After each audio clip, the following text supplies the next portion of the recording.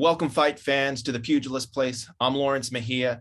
My guest today is undefeated junior featherweight prospect, 5-0, Ashton Sylve, 5-0, 5 KOs, fighting out of Long Beach, California. Ashton, how are you? Great. I've been great. How about you? I'm doing fantastic. Thank you so much for giving us the opportunity to spend some time with you this evening. My first question to you is this. How is Rolly, your pet monkey? He's been great. He's out somewhere else right now, but he's been great.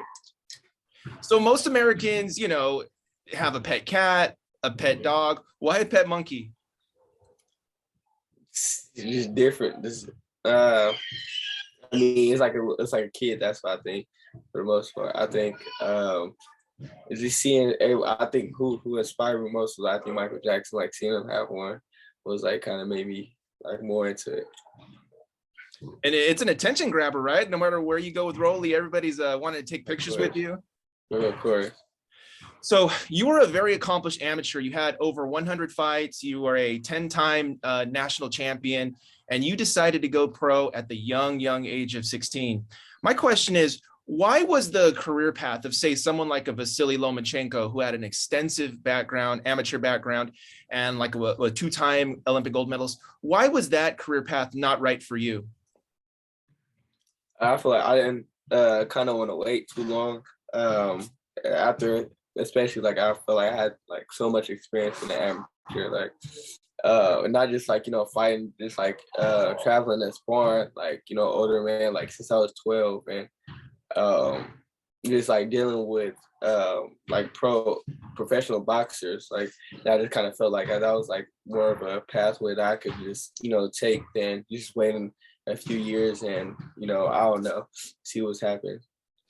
So yeah, you were you had quite a bit of experience through your amateur career. What was it like being so young and knocking out grown men?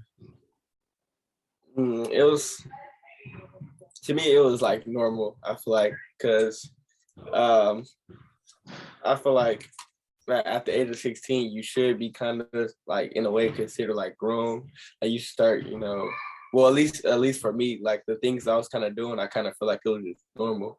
So like knocking out a grown man was kind of more like, I feel like I was a grown man myself. So I didn't picture myself as like a kid. I kind of pictured myself just as a regular boxer.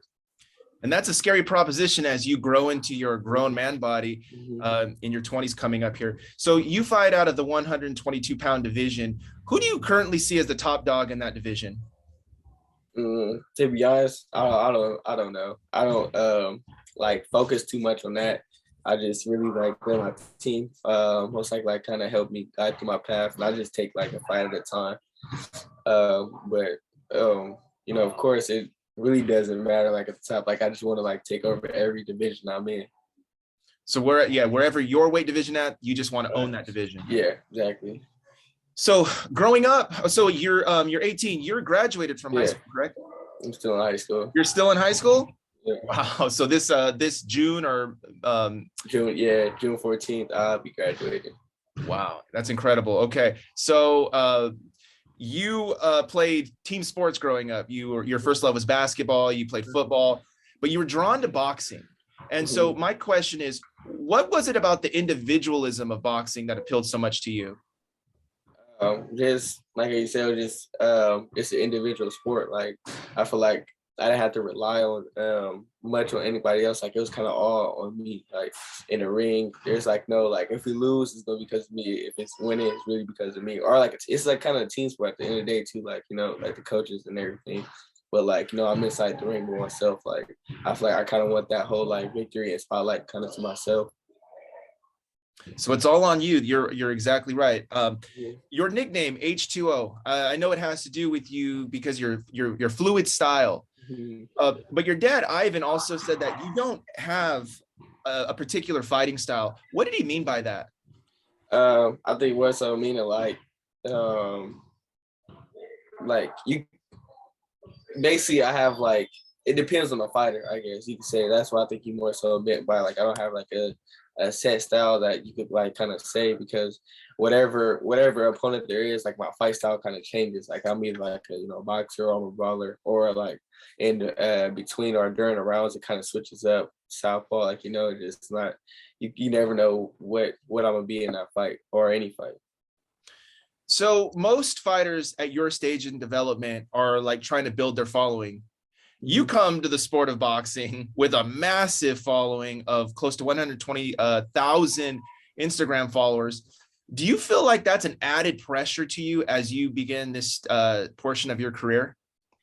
No, I don't think so. I think it's more so. Well, yeah, of course, it's like pressure always there, but kind of been dealing with like pressure since I was little. But more so, I feel like it's more so support coming from like my side of my following base. Like, I get more of like support than like hate. So, I feel like whatever like my decision is or whatever I'm doing, it's kind of like support coming behind me with that, with all the, especially that huge crowd and that following base I have.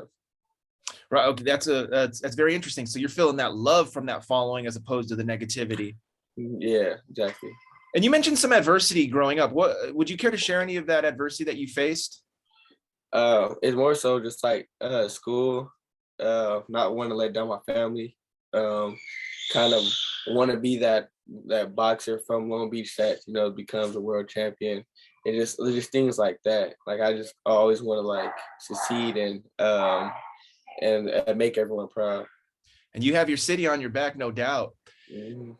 You made your pro debut because of the regulations in the United States. You can't have pro fighters that are under the age of 18. So you began your pro career in Mexico. Yeah. And whenever fighters fight in Mexico, they always have tons of interesting stories of fighting down there. Do you care to share any of your experiences in your first 5 fights in Mexico?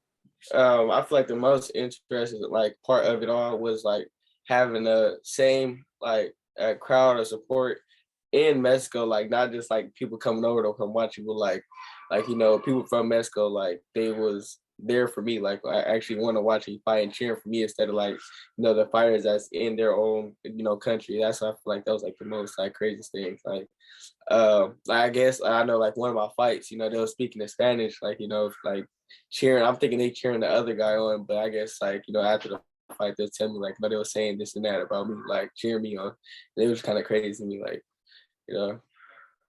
That's cool because yeah, Mexican fans have high standards for their boxers, as you know, the Mexican style, and they want to see action, and so that's pretty high praise if they were into you and yeah. So this brings me to my next question. So your first 5 fights were in Mexico.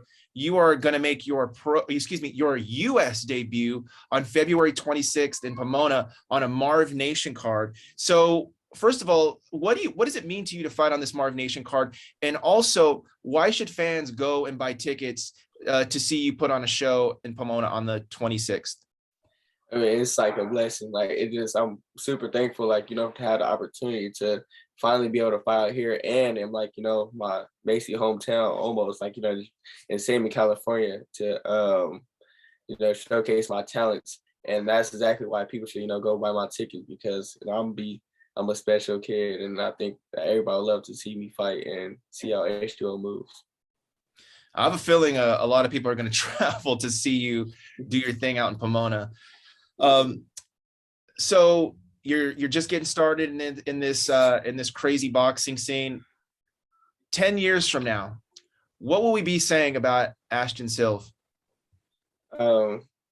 Work ethic, super crazy hard, especially like growing up. Different. My fight style is like, I don't think like there's too many people that fight like me. My IQ level is like crazy high. And I'm very humble. I feel like I don't like saying I'm humble. I like other people are kind of saying it for themselves, because I feel like it's more better when someone else tell me like, that I'm good, or like, it just means different when someone else says it. But like, of course, I kind of realize like I'm actually like a humble guy, and I feel like that's like a big part of it, humble and positive. I want to pivot back real quick because I did not know that you were not done with your high school career. What is it like for you on campus? Are you like the local celebrity there at Long Beach Poly? Yeah, that's how it's been since elementary. But I feel like I mean, yeah, there's times where people like ask me for like, autographs and like pictures and like, even like the counselors or like the principals, I ask for stuff like that. But like, at the end of the day, I kind of try to make it to where like it's not like that. Like I kind of try to make it to like where I'm just like another student there. I mean, that's absolutely incredible because you have quite a big star Yeah. already at 18. And so like, I mean, I wonder, a lot of times students are like, hey, can I get an extension on this assignment because I got a football game? You're going to go knock somebody out as a professional. Yeah. And one more question too. So you've already sparred like legends like Leo Santa Cruz, who is arguably already a Hall of Famer. And that's incredible. Right. And there's a lot of talk. So he'll fight on the 5th pay-per-view coming up tomorrow. And there's a lot of talk like, is he still an elite fighter? What's your take on Leo Santa Cruz? Do you think he's still an elite fighter at this point in his career?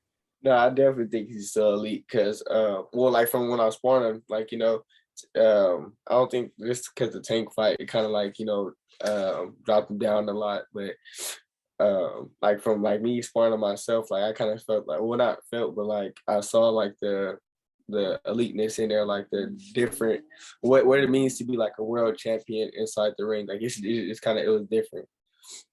What's one thing that you took from those sparring sessions? I feel like for the most part, I think like working the body. I think like just like because a lot of people like to hand. I think he just like keep like picks his shots to where it like slows him down for later on the rounds. And that's incredible stuff. I mean, wherever your career lands, you can always have those stories of like, oh, I was 17 years old sparring Hall of Famers. Yeah. All right, Ashton, thank you so much for the time. I really appreciate it. We look so forward to you seeing your US debut on the 26th of this month on the MarvNation card in Pomona.